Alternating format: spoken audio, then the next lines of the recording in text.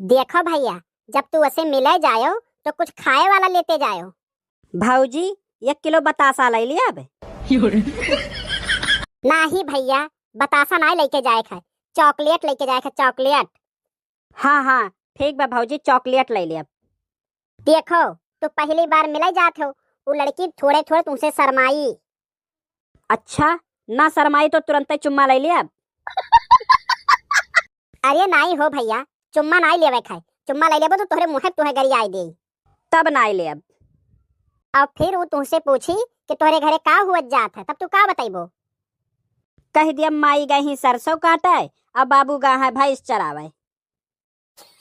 जा भैया, उनाई बतावे खाए, ई कहे खाए कि आ मम्मी हमरे एसी वाले रूम में बैठ के सीरियल देखा थी और पापा ऑफिस गहिन। अमीरी दिखावे खा, अमीरी।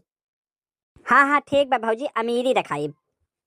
अच्छा भाऊजी, वो है कुल पूछी कि हमहू कुछ पूछ लिया। हाँ हाँ भैया, तुहू पूछ ले हो, अब का पूछबो?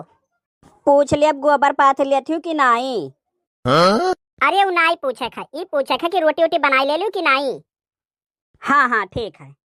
अब फिर वो पूछी कि हमरे बर्थडे में तू हमें का गिफ्ट देबो, तो तू का गिफ्ट देबो?